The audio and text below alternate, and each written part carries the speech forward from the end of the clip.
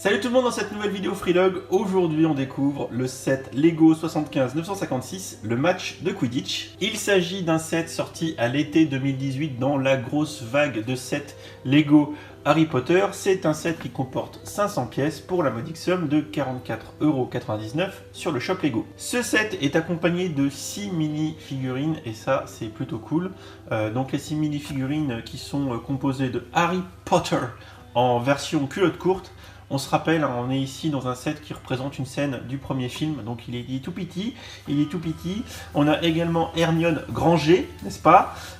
Également Olivier Dubois, donc le capitaine de mémoire de l'équipe Gryffondor, et également Gardien de Gaulle, toujours lors du premier film. Severus Rogue, qui va nous donner une petite scène sympa liée toujours au premier film, Lucian Boyle et Marcus Flint, deux membres de l'équipe de Serpentard, qui sont très vilains, on se rappelle des scènes un petit peu musclées de Quidditch de ce premier opus Harry Potter. Alors on va commencer par un petit tour, une petite vue d'ensemble du set. Tout d'abord on a un exemplaire de chacune des tours des 4 maisons différentes de l'école Poudlard. Alors à noter qu'on n'est pas tout à fait représentatif d'un vrai stade de Quidditch, puisqu'un vrai stade de Quidditch d'une part aurait donc le gardien de Gaulle avec ses buts, les 3 anneaux qui sont symétriques, il y en a un de chaque côté du stade comme un stade de foot, et également pour ce qui est des tribunes des 4 maisons, dans la vraie vie, enfin dans Harry Potter, n'est-ce pas, elles sont réparties tout autour du stade de manière alternée. Là on n'en a qu'une de chaque.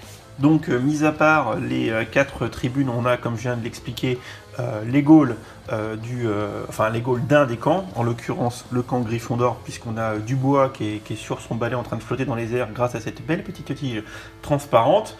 Le set est également accompagné d'une quantité d'accessoires, par exemple ici une petite coupe de Quidditch, également. Hop, dans un coffre, alors là ça nous fait vraiment penser à la première scène liée au Quidditch dans Harry Potter 1, quand Dubois va sur le terrain et explique à Harry Potter les règles et les différents éléments du jeu, avec entre autres en rouge ici ce qu'on va appeler le soifle, le vif d'or qui est de toute beauté, qui est une pièce assez, pas assez unique, mais disons...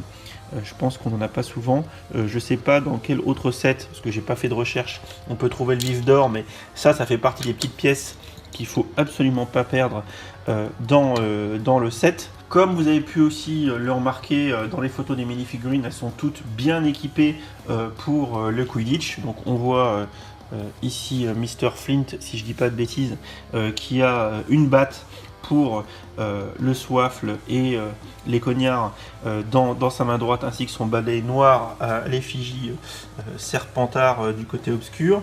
Également très sympa ici Monsieur Boll, si je dis pas de bêtises, avec sa petite tête de vilain, une tête de vilain lui.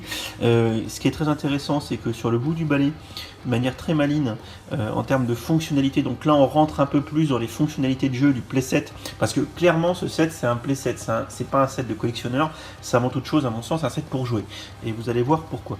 Et j'en reviens à ce que je voulais dire, c'est qu'au bout du balai de ce monsieur à la coupe au bol dégueulasse, nous avons un lance-patate. Voilà, alors attention, alors on va essayer, alors je vous montre en même temps l'autre fonctionnalité du truc, qui est que on peut faire gardien de Gaulle comme ça.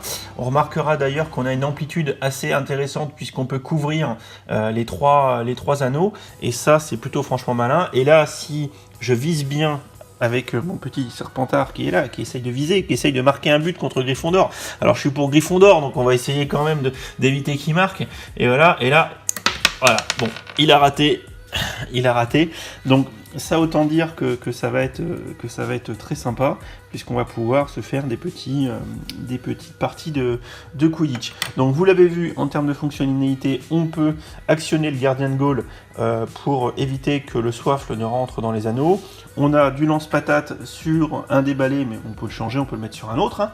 Voilà, on a également ici un lance-patate qui sert à lancer des soifles. Alors les soifles sont matérialisés par du petit plot noir, voilà, tout simplement. Donc le petit plot noir qui est clippé en bout du lance-patate. Pour terminer la vidéo, on va regarder un peu plus cette fois-ci les fonctionnalités qui sont liées à chacune des quatre tribunes des 4 maisons de Poudlard. Tout d'abord, si on regarde celle de Serpentard, nous avons Severus Rogue qui est assis, alors dans la vraie vie, dans les vrais films Harry Potter, il y a beaucoup plus de place dans les tribunes, là on peut mettre qu'une mini-figurine bien évidemment. Donc la petite fonctionnalité, c'est qu'on peut faire apparaître des petites flammes, voilà, des petites flammes devant Severus Rogue. Ah, question, mais pourquoi? Pourquoi, vous demandez-vous? Eh bien parce que dans Harry Potter 1 à l'école des sorciers, rappelez-vous, à un moment donné, Harry Potter perd le contrôle de son balai. Là, Ron et Hermione se rendent compte que le professeur Rogue lance des incantations en direction de Harry Potter en le fixant. Et là, Hermione, très bonne sorcière qu'elle est, se dit attention, si jamais quelqu'un fixe et lance des incantations sur quelqu'un, c'est qu'il lui lance un sort, n'est-ce pas? Alors là, Hermione Granger lance un sort pour faire prendre feu à la cape de Rogue et sauver Harry Potter. En fait, on se rappellera, gros spoil de Harry Potter 1 qui a maintenant quelques années, on se rappellera en fait que c'était Quirrell, le méchant vilain qui essayait de faire tomber Harry Potter et que le professeur Rogue essayait en fait de le protéger. Mais soit dit en passant, quand Hermione Granger fait cramer la cape à Rogue, elle dérange Quirrell et ça permet à Harry Potter de mener Gryffondor vers la première victoire dès le premier film. Il est trop fort. Si on en termine avec les fonctionnalités des différentes tribunes, pour celle de Gryffondor, on a une porte amovible qui bascule, qui permet de faire rentrer les joueurs sur le terrain. Pour ce qui est de celle des Ravenclaw, donc des serres d'aigle in French, on a un petit mégaphone pour celui qui a tendance à présenter les matchs. Et enfin, pour la tour des rissoufflés, nous avons ici le tableau d'affichage, donc en l'occurrence 2 tiles de 2 par 2 avec les emblèmes, les blasons représentent des écoles, des maisons de Poudlard. Donc également sont fournis mise au point, celle de serre d'aigle et également celle de pouce-souffle. Alors bien évidemment, on n'a que des mini-figurines qui sont orientées Serpentard et Gryffondor, donc même si vous mettiez au tableau d'affichage les 2 autres maisons, il vous faudrait des mini-figurines un petit peu plus adaptées, si je puis dire. Voilà. Donc j'en ai terminé pour la présentation de ce set, pour cette petite review Freelug. Bon, clairement, je pense que vous avez compris que je pense que je peux vous conseiller d'aller vers ce set si vous avez des enfants. Le ratio prix nombre de pièces est intéressant, on est à moins de 0,1 € la pièce, c'est pas très cher. Si vous avez 2 enfants, typiquement, ils pourront déjà jouer à se faire la guéguerre Serpentard versus Gryffondor, ça c'est plutôt cool. Et pour les collectionneurs, ils trouveront également leur compte entre les mini-figurines et de quoi commencer très sincèrement à travailler sur un diorama ou un petit mock d'un stade de Quidditch. Comme d'habitude, n'hésitez pas à aller visiter le site de l'Asso, à nous rejoindre si vous aimez les Lego. Tous les liens sont dans la description de la vidéo. N'hésitez pas à rejoindre notre asso de mordus de Lego. Allez, je vous dis à bientôt pour notre prochaine vidéo.